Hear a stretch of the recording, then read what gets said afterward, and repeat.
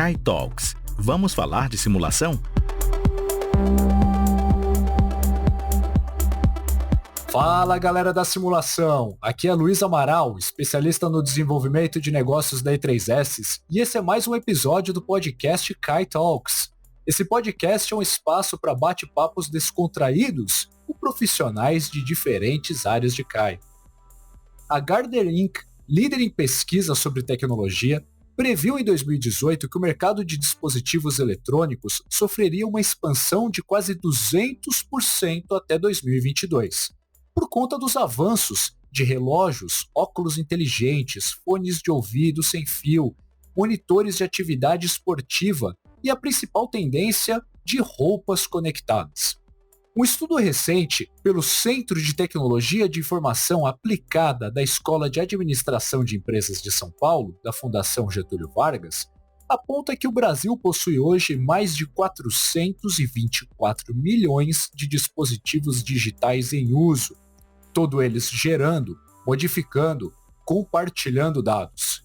Hoje, vende-se 4 celulares para cada aparelho de televisão. E essa é a mesma tendência do mundo todo.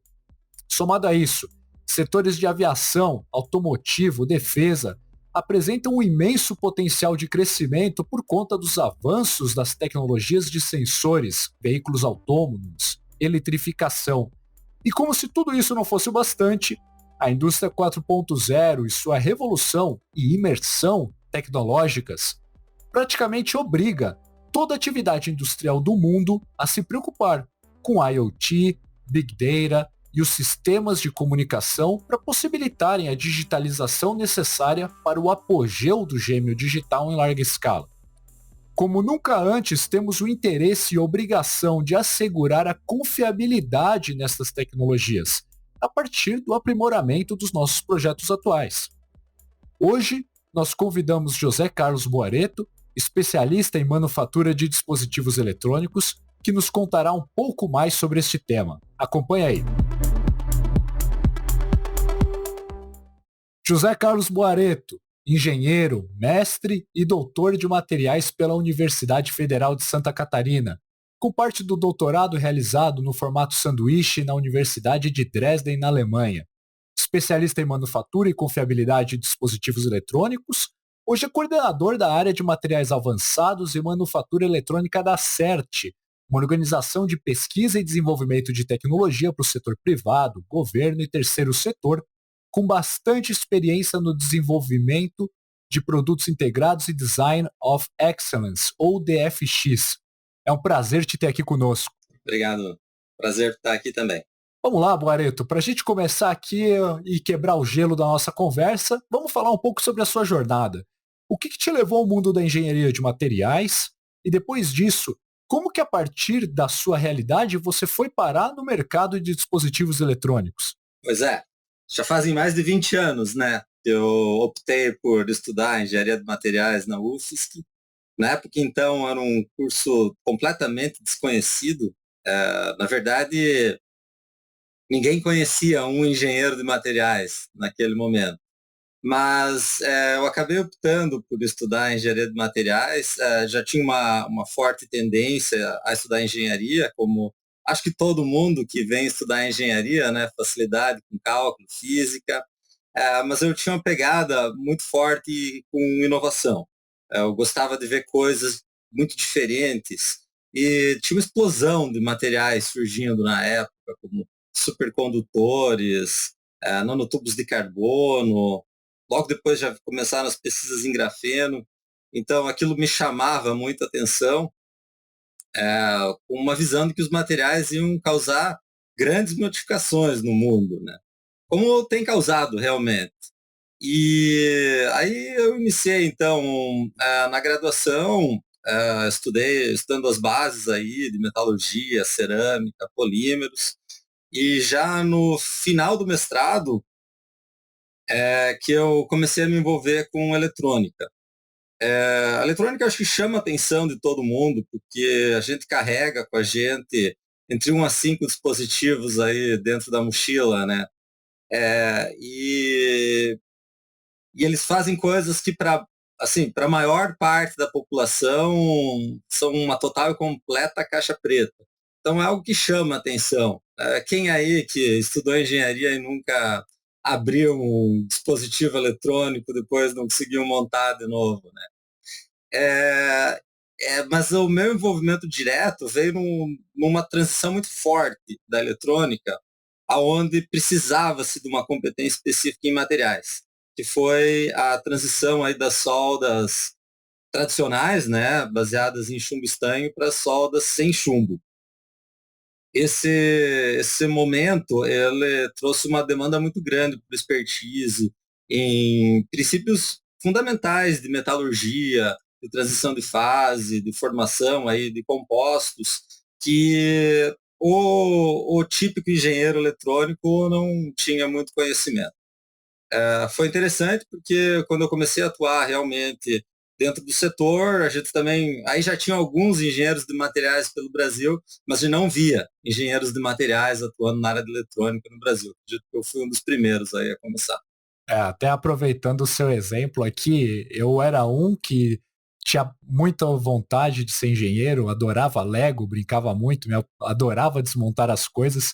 E eu até hoje eu lembro da minha decepção, da minha versão Mirim, desmontando um controle remoto e vendo que não tinha nada que eu conseguisse brincar dentro daquele controle, que eram só plaquinhas, alguns fiozinhos, e demoraram muitos anos até eu conseguir entender o potencial que aquela tecnologia tinha. Eu não a valorizei logo de cara. Então, realmente, acho que para grande parte, não só do mercado de engenharia nacional como um todo, mas do nosso público também, de não fazer uma associação tão evidente de outros ramos da engenharia com a parte de eletrônica, e para muita gente é uma caixa preta, sem dúvida. E até aproveitando aqui, vamos trazer um pouco para a realidade da nossa pauta, essa demanda aqui de confiabilidade de dispositivos eletrônicos, que realmente eu acho que é um tema obscuro, talvez até de nicho possa se dizer. Você poderia apresentar um pouco o seu tema aqui e qual que é a importância de uma discussão a respeito dessa tecnologia para a nossa indústria? Então, mais uma vez, a gente olha realmente para as placas eletrônicas e tem dificuldade em identificar as funções que ela executa e como que ela vai realmente interagir contigo e com os outros dispositivos ao redor. Mas as placas, ao vê-las, a gente já pode iniciar e perceber a complexidade delas, né? Nós temos placas eletrônicas com milhares de dispositivos entre microcontroladores, processadores, memórias, resistores, capacitores, e alguns desses dispositivos, por si só, têm centenas de ligações.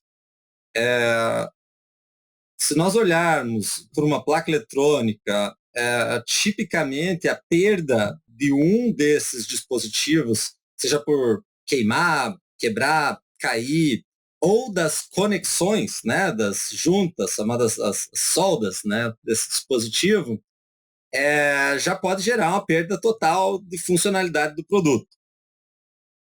Então, se a gente está trabalhando com funções um pouco mais críticas, funções que demandam ou um tempo de operação mais longo, ou cuja parada por incapacidade de executar a função, ela causa algum tipo de problema, seja, não vou nem dizer problemas tão graves como, por exemplo, acidentes, mas podem ser problemas de falta de luz, podem ser problemas de acesso, a gente já começa a ter que descobrir qual é a probabilidade de algum desses componentes eletrônicos ou dessas conexões falharem em um determinado período de tempo. Isso é extremamente relevante no desenvolvimento de produtos para antecipar, mesmo produtos assim não críticos, para antecipar períodos de garantia que podem ser bastante custosos para uma empresa, por exemplo, que tenha muitas falhas durante esse período, ou para prever manutenções, ou até mesmo para prever redundâncias ou características de arquitetura de projeto que possam permitir o funcionamento continuado aí desse sistema. Ok, aí eu acho que deu para ter uma boa ideia da importância da confiabilidade, mas a gente ainda tem um mercado específico que é o de dispositivos eletrônicos de alta confiabilidade. É um grupo diferente do geral que a gente tem conversado. Como que tem sido a evolução nesse setor nos últimos anos? Não sei se você consegue antecipar até para a gente alguma tendência nessa vertente e, claro, detalhar para a gente o que é o mercado de dispositivos eletrônicos de alta confiabilidade. Exatamente. Praticamente a maior parte dos exemplos que nós demos até agora estão relacionados a eletrônicas do nosso dia a dia, aqui, o celular, o controle remoto, a TV, mas a presença de eletrônica hoje ela é amplamente difundida em todos os tipos de dispositivos. Existe uma norma internacional feita pela organização aí de empresas do setor de eletrônica, que é a IPC, que determina classes de componentes de produtos eletrônicos. São 3 classes, né? Começa com a classe 1, que são os dispositivos mais voltados à eletrônica de consumo, a classe 2, que são os produtos que têm que ter funcionalidade assegurada, e a classe 3, que são os dispositivos de alta confiabilidade, cuja falha é crítica, cuja falha pode causar algum dano grave.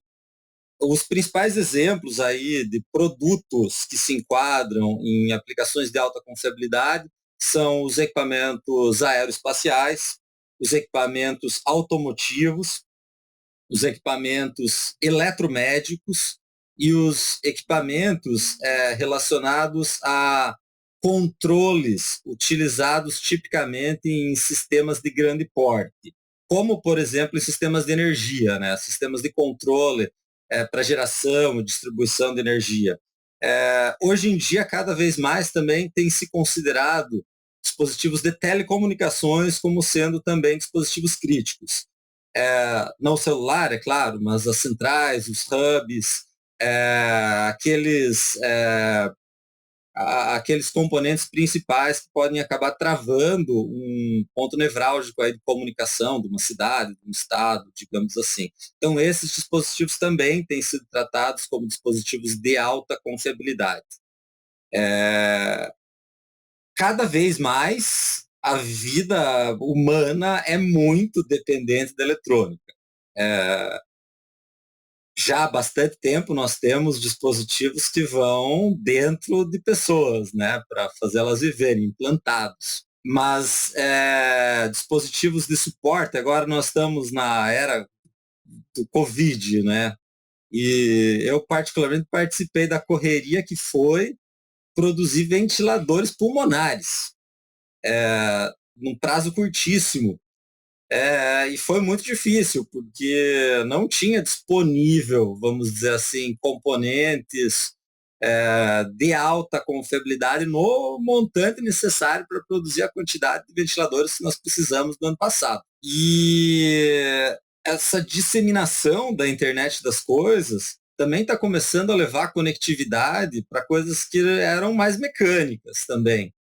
E aí setores como agricultura passam a ter altíssima conectividade e maquinário industrial, mesmo agrícola, passa a ser dependente de eletrônica.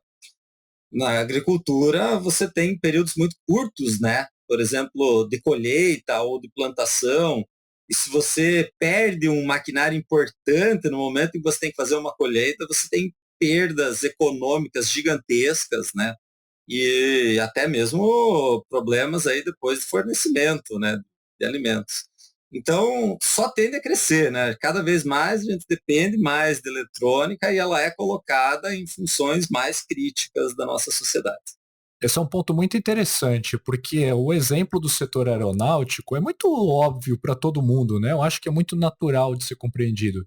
Mas realmente quando a gente começa a abrir essa discussão, a gente olha para as aplicações biomédicas, o próprio agronegócio ele é muito estratégico, até na própria o fluxo de trabalho da E3S é um setor extremamente tecnológico, então é interessante observar e lembrar que também existem esses outros setores. Eu não sei se pela sua atuação na CERT você observa movimentos de maior intensidade em algum setor específico. É possível fazer uma análise?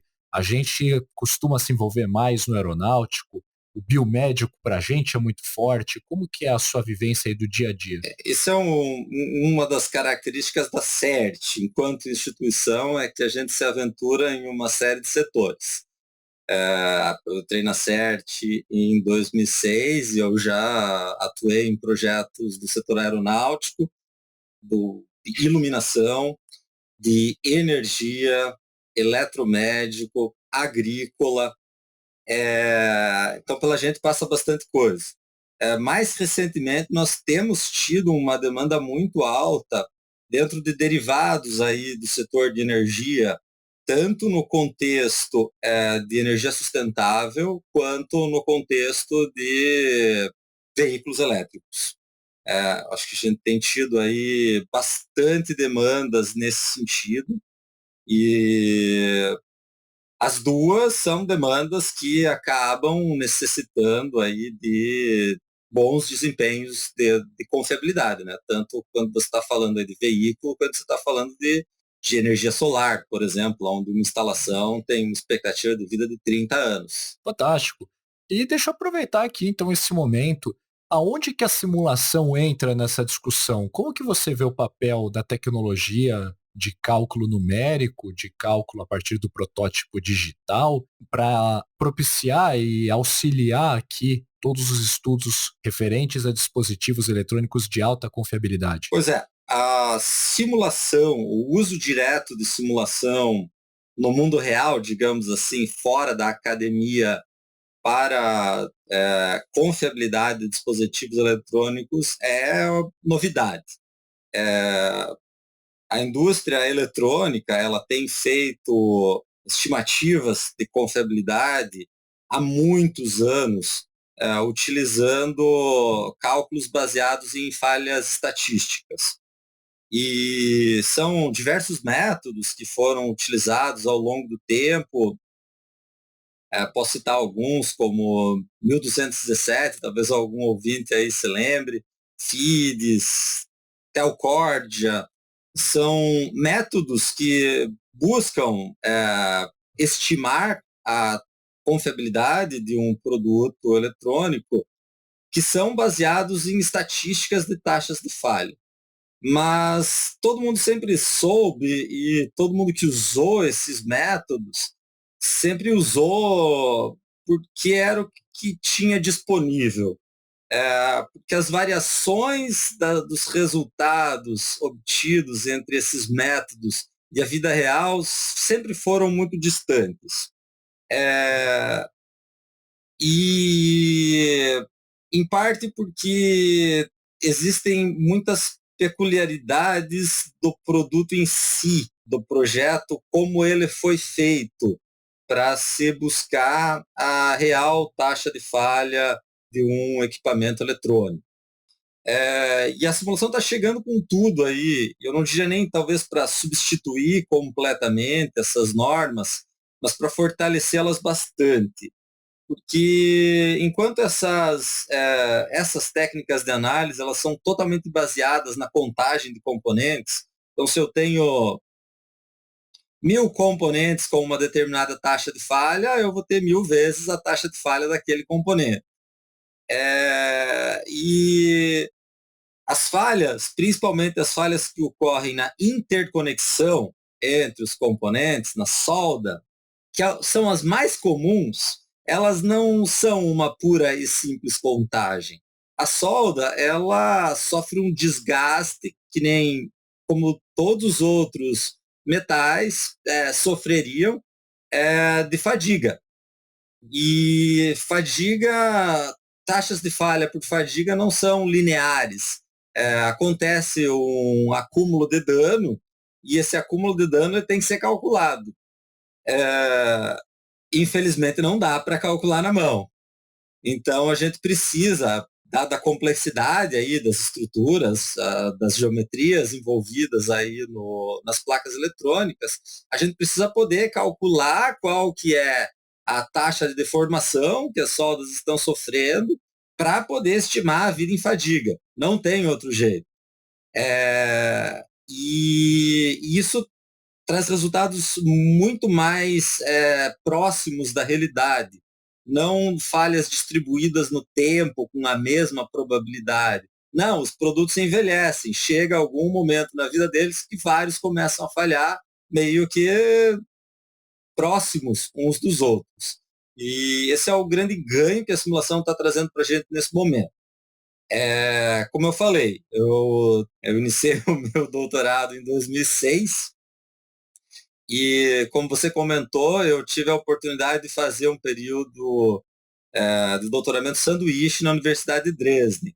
Naquela época, já estava se utilizando simulação em junta de solda, mas era lá dentro da universidade, as empresas que tinham relação, elas ainda não estavam usando, elas ainda estavam buscando as técnicas mais tradicionais, e levou um bom tempo até isso começar a chegar às mãos, vamos dizer assim, de engenheiros mais direcionados ao trabalho mesmo em empresa, né? Porque as ferramentas ainda estavam muito complicadas, quem estava fazendo a simulação ainda precisava de um conhecimento muito aprofundado das equações constitutivas, faltavam as constantes, então teve que ser feito um trabalho muito grande para determinar as constantes necessárias dos materiais para fazer a simulação. Acho que eu fiz muito isso, inclusive no meu próprio doutorado, medi principalmente aí constantes relacionadas à deformação por fluência.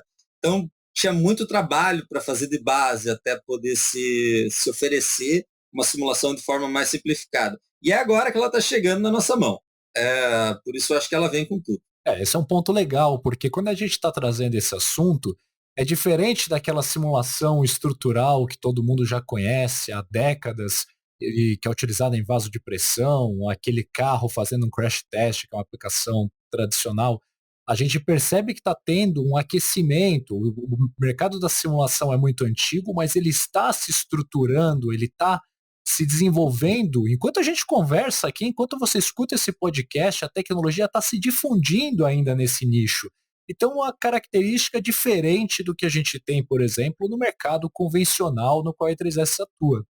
Eu tive a oportunidade aqui de, ao menos de um ano atrás, ter conversas com uma empresa em que, por exemplo, os ensaios físicos que eles faziam de ciclos térmicos duravam meses. Para um único equipamento, colocar na estufa e passar aquele ciclo térmico, verificar como ele se comportava, etc. E na simulação, a gente tem a capacidade de aproveitar o nosso protótipo digital para observar esse mesmo fenômeno num espaço de tempo de minutos. Então, se torna muito prático, né? Fica mais fácil você trabalhar com a tecnologia. E até aproveitando aqui, como que é a relação que existe entre as técnicas de análise de confiabilidade mais tradicionais, então, baseados em dados estatísticos, e as de física da falha? Então, a gente tem chamado, dentro aí do universo da eletrônica, a gente tem chamado as simulações para determinar a confiabilidade de produtos de métodos baseados em física da falha, porque eles não são baseados em métodos estatísticos. E aqui eu acho que, assim, eu acredito que esses métodos devem coexistir aí durante um longo período, porque existem muitos ainda mecanismos de falha dentro da placa eletrônica. Uma série de mecanismos, eles acontecem internos ao componente, estão relacionados a desgastes, wear out, principalmente, de semicondutor, cujo processo de simulação ainda não está bem maduro. E, ao mesmo tempo, a gente tem também uma série de processos que acontecem fora do componente, no nível de placa e no nível de junta de solda. Então, eu vejo os métodos mais tradicionais, tipo 1000 ou 117 ou FIDS, atuando ainda muito forte para determinar a taxa de falha de componentes e aquela taxa de falha esporádica no período, vamos dizer, que se tem alguém aí que conhece a curva da banheira, né, de confiabilidade, naquele período de baixa da taxa de falhas, mas que sempre tem algumas falhas constantes. Enquanto que a simulação ela traz uma informação totalmente nova a respeito do início do fim de vida efetivo aí do produto, que é quando as taxas de falhas voltam a aumentar de forma drástica.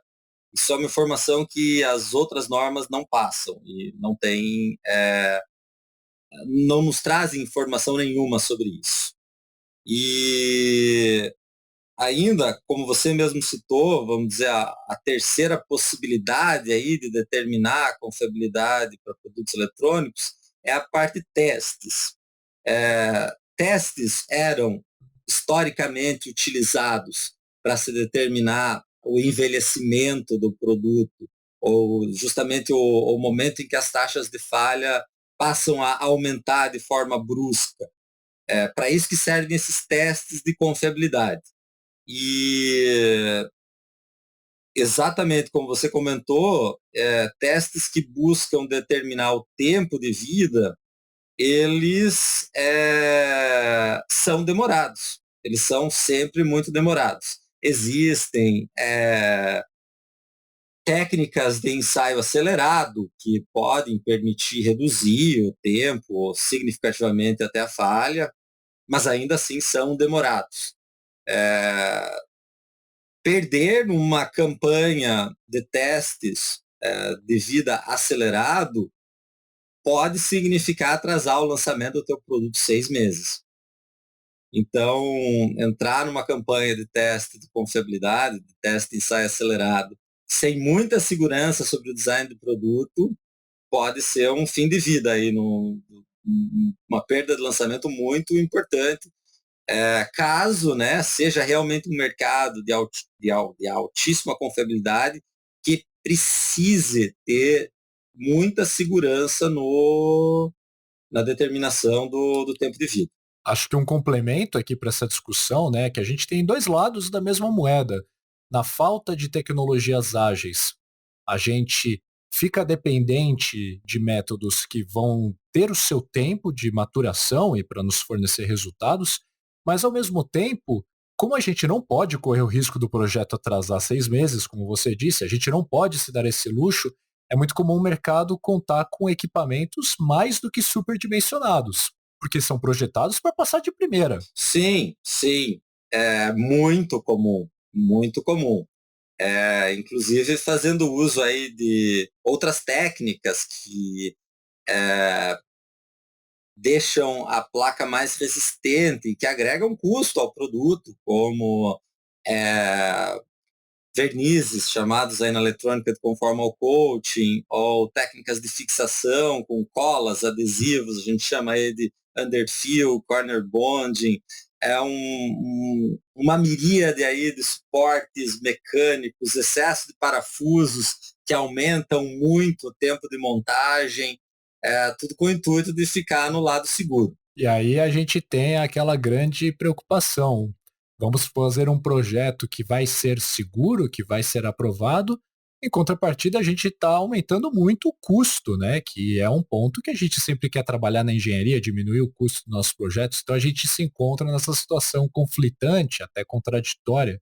Mas até para a gente entender aqui melhor, Boareto, o que é necessário saber previamente para poder iniciar uma análise de confiabilidade de um produto? Bom, essa é uma pergunta que me fazem bastante. Muita gente imagina que que é possível determinar a confiabilidade de um produto eletrônico baseado unicamente nas suas características construtivas, nos seus componentes, no seu desenho. É lógico que existe uma influência dos materiais que o produto é constituído na confiabilidade, mas não se pode determinar qual que é a confiabilidade do produto sem conhecer bem o ambiente em que ele está sendo instalado. O ambiente de instalação ele determina quais são os estresses que o produto vai sofrer. E para algumas aplicações mais tradicionais, como por exemplo aeronáutica, automotiva, até alguns equipamentos eletromédicos, já existe uma descrição desse ambiente operacional em normas. o que acelera, né, identificar qual é efetivamente a caracterização do ambiente em que o produto será instalado. Entretanto, essas aplicações mais novas, a gente citou várias aqui já na nossa conversa, elas não vêm com essa base. Então, antes de eu iniciar uma análise de confiabilidade, além de eu conhecer bem as características construtivas do meu produto, eu preciso conhecer o ambiente em que ele está instalado. Eu preciso conhecer qual é a amplitude de variação térmica que o produto vai vivenciar. Eu preciso saber qual é a temperatura máxima, também afeta bastante. Eu preciso saber se esse produto sofre algum estresse mecânico, tipo impacto ou vibração. Eu preciso conhecer a intensidade desse estresse mecânico. Eu preciso saber se ele está exposto a condições ambientais, com poluição, com poeira, com produtos químicos, com salinidade. Todas essas são informações de entrada extremamente relevantes na determinação da confiabilidade do produto. Até aqui nesse momento eu acho que é legal a gente ilustrar talvez um pouco a conversa, quem sabe naquele trabalho que nós tivemos a oportunidade de atuar juntos. Pode contar um pouquinho pra gente o background do equipamento e os estudos que a gente fez em cima daquele layout? Eu acho que vai ajudar aqui a ilustrar a temática que a gente está discutindo. Claro, com certeza. Nós desenvolvemos aí recentemente dentro da CERT um dispositivo IoT, né, de internet das coisas, industrial. E esse dispositivo ele é um dispositivo de conectividade que é utilizado então para passar informação, conectar e eventualmente até controlar alguns dispositivos dentro do ambiente industrial. Ele foi desenhado, já havia sido desenhado com um processo tradicional, utilizando melhores práticas e normas de estimativa de vida, e ele estava com um resultado interessante de vida, pelo menos calculado pelas normas. Entretanto, a gente não teve condições aí, em virtude de limitação de recursos econômicos dentro daquele projeto especificamente, de realizar uma grande campanha de testes de confiabilidade. Esses testes, além de demorados, eles são longos e precisam aí ser muito bem justificados, né, dentro dos gastos aí de uma companhia. E então surgiu essa excelente oportunidade da gente testar essa ferramenta que a ANSYS está trazendo para o Brasil aí junto com a E3S, que é o software Sherlock, um nome até um pouco diferente, e ele é um software para fazer análise de Design for Reliability, né? Projeto voltado à confiabilidade. O primeiro passo que a gente teve, então, foi modelar a placa dentro do próprio software. Ele já permitia, então, importar arquivos CAD dos EDAs, né, do software onde foi gerado o projeto eletrônico, e depois classificar os componentes ali, a Bill of Materials, né, a lista de materiais dos componentes, dentro de uma biblioteca que a própria ANSYS já está desenvolvendo, já uma biblioteca bastante grande. E esse foi o primeiro trabalho, né? Então, modelar a placa dentro do software de análise, e depois, justamente, desenhar o ciclo de vida desse produto, que são os estresses que esse produto vai sofrer. Como nós não tínhamos ainda um desenho muito claro de em que ambientes que essa eletrônica iria trabalhar, nós levantamos algumas aplicações industriais possíveis e utilizamos, então, um ciclo térmico baseado em ambiente fechado, em instalação em ambiente fechado, com variações típicas de temperatura menores, né? Não aquele ciclo térmico muito grande de instalações externas, e utilizamos um padrão de vibração de uma norma da IEC, que é utilizada ali para a classificação ambiental de equipamentos, também baseado em aplicações industriais. Para nossa surpresa, esse produto que, assim, utilizando as técnicas de contagem de componentes e falhas estatísticas, estava com um resultado de vida superior ao projetado, nós acabamos identificando que um único componente específico dentro da placa, ele ia sofrer um desgaste na junta de solda devido à variação térmica num período inferior ao período de vida estimado para uma aplicação industrial. Esse foi o caso do precisamos melhorar o design.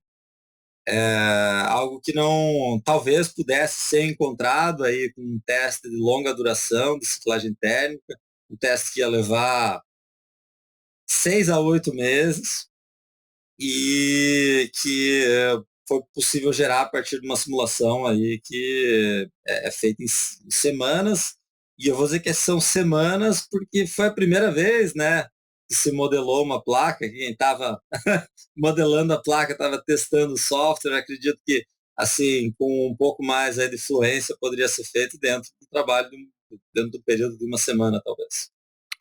E o ponto legal, né, que a gente sempre discute do verdadeiro valor da simulação, é a gente conseguir obter dados para apoiar a nossa tomada de decisão no projeto.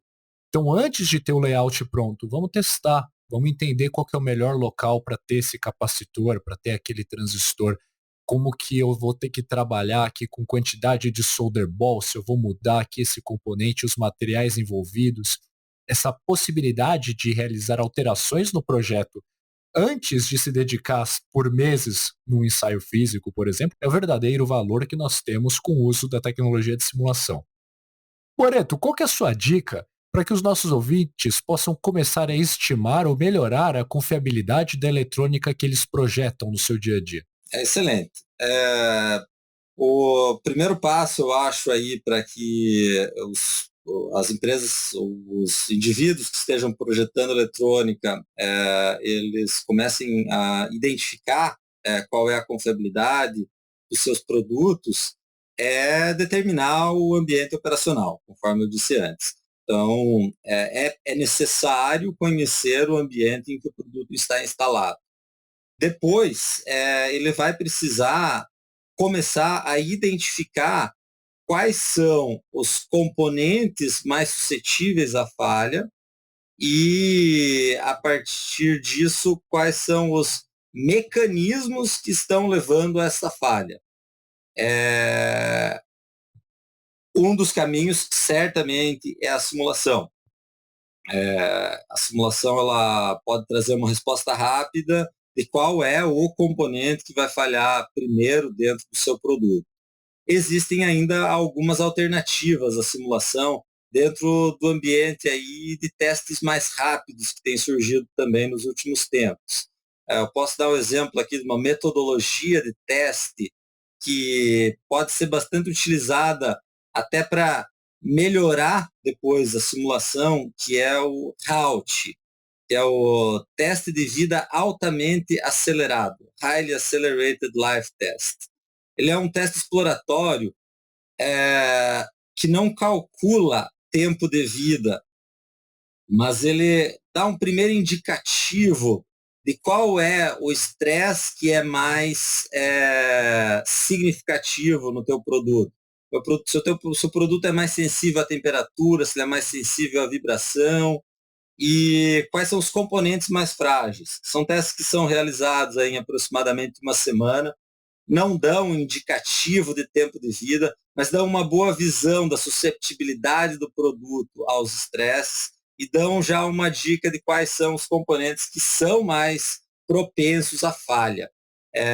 E a partir disso, então, é possível fazer um esforço ou diretamente para tentar melhorar aqueles componentes, mas aí isso pode levar, sim, a um problema de sobreprojeto e aumento de custo, ou realizar simulações aí orientadas e mais focadas, buscando as melhores informações dentro desses estresses, né? Ou seja, desses ambientes que estão trazendo mais dano ao produto. Ô Barreto, muito interessante. Aproveitando aqui os nossos minutinhos finais, não sei se você gostaria de fazer alguma conclusão aqui para o raciocínio que a gente trabalhou ao longo da nossa conversa. Eu realmente acredito que ter uma visão de robustez e confiabilidade dos equipamentos eletrônicos, ela é a chave para uma série de mudanças que estão acontecendo na sociedade, que vão no caminho da digitalização, da transformação digital, da indústria 4.0, e a nossa dependência realmente em dispositivos de hardware vai ficando cada vez maior. Então, conhecer, né, os mecanismos que levam à falha, melhorar a confiabilidade, nem que essa melhora de confiabilidade ela passe por operações de manutenção periódicas programadas a partir do real conhecimento do tempo de vida aí dos dispositivos, na minha visão, é fundamental. O caminho para isso ele ainda está um pouco aberto, né? A gente está vivendo um elemento de transição, ainda acho que a gente vai utilizar bastante coisa, a gente ainda vai utilizar bastante teste, a gente vai utilizar análises de conta de componentes e vamos cada vez mais passar a utilizar simulação para fazer essa análise. Fantástico, Barreto. Acho que o papo que a gente teve aqui foi muito enriquecedor. A gente conseguiu discutir bastante coisa, várias aplicações diferentes, tendências. Achei muito legal a conversa que a gente teve. E eu quero te agradecer, como eu costumo fazer com todos os convidados aqui do nosso programa, por nos ajudar aqui a difundir tecnologia e cultura de inovação no mercado no qual a gente atua. Ao nosso público, fiquem atentos que nos próximos episódios a gente vai ter o cuidado de manter a qualidade aqui das entrevistas e conversas que estamos tendo, sempre com a preocupação de trazer assunto realmente pertinente para o seu dia a dia. Barreto, mais uma vez, muito obrigado pela sua participação, uma honra te ter aqui conosco. Eu é que agradeço aí a oportunidade de poder conversar, estamos aí sempre à disposição. Um forte abraço a todos e até mais. Para saber mais sobre simulação, confira a biblioteca técnica da E3S, essass.co/conteúdo. KaiTalks, o seu podcast sobre simulação computacional.